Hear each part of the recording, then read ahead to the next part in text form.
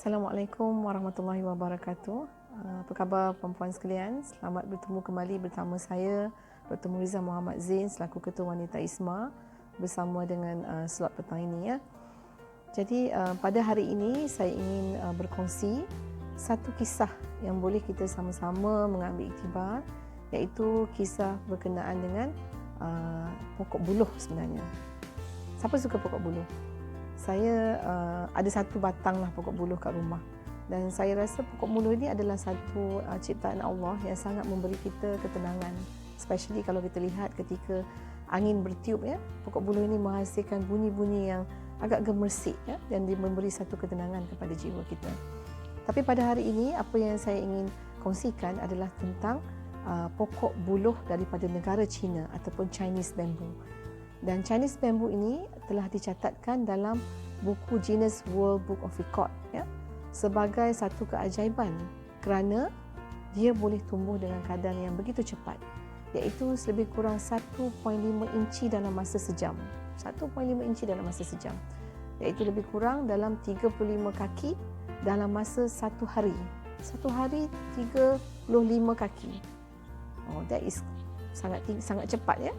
Dan dia boleh mencapai ketinggian lebih kurang 100 kaki ke 130 kaki. Sangat hebat pokok ni ya. Sangat tinggi, sangat cepat pertumbuhannya kan. Dan pokok Chinese bamboo ni memang sangat terkenal di China. Satu, dia menjadi memang makanan ikon binatang China lah, iaitu panda itu sendiri. Dia menjadi makanan kepada beruang panda ini. Beruang panda ya. Kedua, dia juga merupakan struktur yang sangat kukuh. Bambu ini walaupun dia buluh, tetapi dia mempunyai kekuatan yang melebihi kekuatan besi. Tetapi pada masa sama dia boleh dilentur. Kerana itu dia menjadi satu yang digunakan dalam struktur pembinaan. Dan bambu ini juga mempunyai sifat antibakterial, melawan kuman ya, dan menghasilkan bau-bauan yang menenangkan jiwa, bau-bau yang wangi ya, yang ada aromaterapi di sana. Oleh kerana itu dia digunakan juga dalam perusahaan tekstil.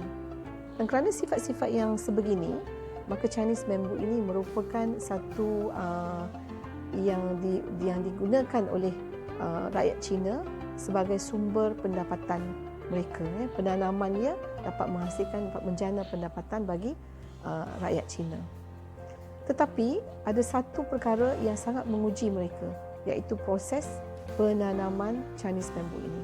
Yang mana proses penanaman ini mendidik satu sifat yang mulia pada manusia, iaitu sifat sabar. Siapa pernah tanam pokok? Sepanjang PKP ini saya bersikit-sikitlah menanam pokok ya.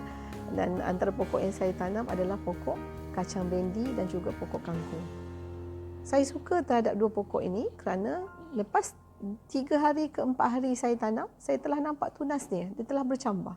Dan nampak tunas itu sebenarnya memberi kita satu kegembiraan kerana kita nampak kat sana tunas-tunas dah keluar. Dan kita nampak pokok ni lepas tu keluar, dia memberi kita satu kegembiraan.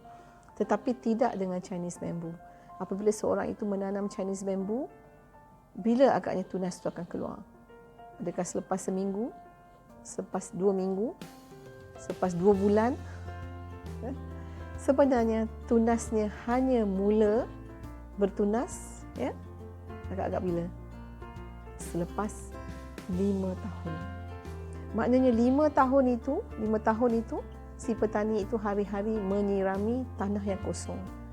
Macam kita nampak macam gila ya, tanam tanah yang kosong yang tak nampak apa-apa ya. Kalau kita lah, kalau saya tanam agaknya dalam masa seminggu, 2 minggu kita nampak tak ada keluar apa-apa, kita kata oh tak jadi benda ni kan. Tapi mereka bersabar, mengairi, membajai ya, selama 5 tahun sebelum hasilnya itu keluar, tunas-tunas yang mula itu mulai keluar. Tetapi once dia keluar dengan sangat cepat, iaitu lebih kurang 1.5 inci dalam masa sejam.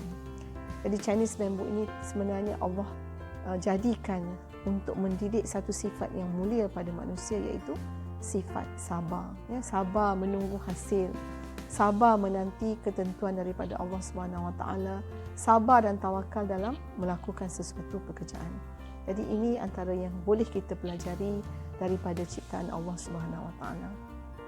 Kita baru saja keluar daripada madrasah Ramadan. Kita tahu Ramadan sebenarnya mendidik ketakwaan pada diri kita, ya. Ya ayyuhalladzina amanu kutiba alaikumusiyam kama kutiba alal ladzina min qablikum la'allakum tattaqun. Jadi dia mendidik supaya kita akhirnya keluar daripada Ramadan ini dengan ketakwaan yang meningkat.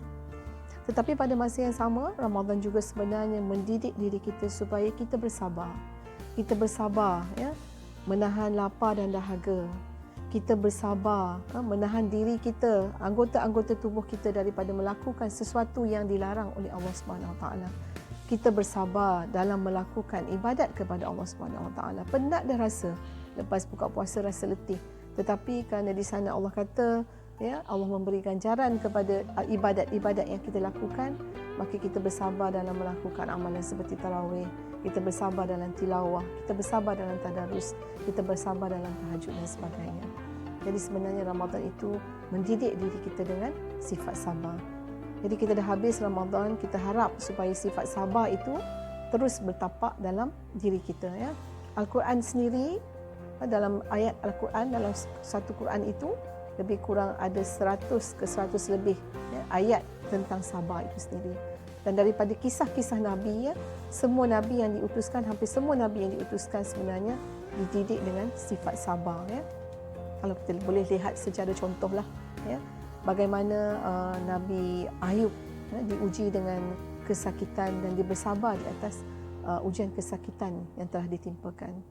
Nabi Musa, ya, telah diuji daripada kecil lagi, ya, dengan berbagai-bagai ujian, ya, dan akhirnya beliau bersabar di atas berbagai tuntutan oleh kaumnya, ya, kaum Bani Israel, ya.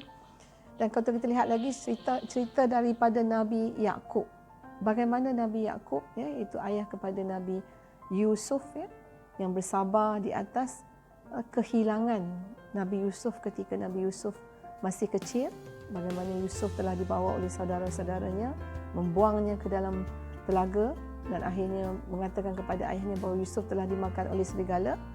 Nabi Yaqub bersabar, ya. Nabi Yaqub dikatakan menangis, ya, sampai mungkin buta kedua-dua matanya, tetapi Nabi Yaqub bersabar di atas kehilangan orang yang dikasihinya, iaitu Nabi Yusuf, dan juga adik kepada Nabi Yusuf, iaitu Bunyamin. Sehingga akhirnya Nabi Yaqub berkata apa? Wasabrun jamil, ya, iaitu kesabaran yang sangat-sangat tinggi, kesabaran yang sangat-sangat cantik kerana mengharapkan keredaan Allah Subhanahu Wa Taala. Jadi sebenarnya bukan senang untuk bersabar, ya, apabila kita diuji dengan sesuatu, ya. Nak menjadi orang yang bersabar itu sebenarnya memerlukan didikan dan dia berkadar terus dengan keimanan kita, ya.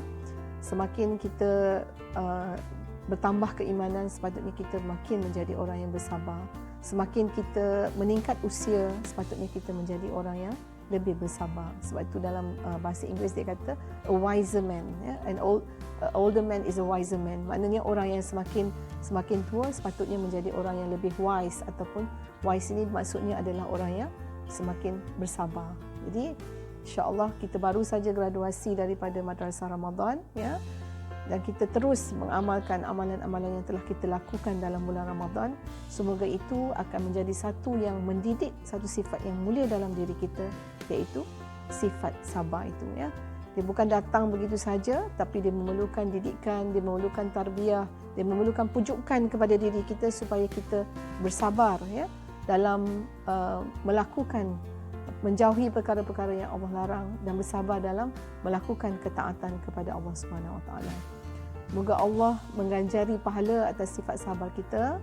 Moga Allah memperkuatkan diri kita dengan sifat sabar yang mulia ini, ya, dan menghiasinya sebagai akhlak dalam diri kita. Jadi sekian saja slot bersama saya pada minggu ini. InsyaAllah pada minggu-minggu yang lain kita cuba untuk bersama lagi untuk kita lihat perkara-perkara lain yang boleh sama-sama kita kongsi dan praktikkan dalam kehidupan seharian kita. Jadi Assalamualaikum warahmatullahi wabarakatuh. Sehingga kita berjumpa lagi.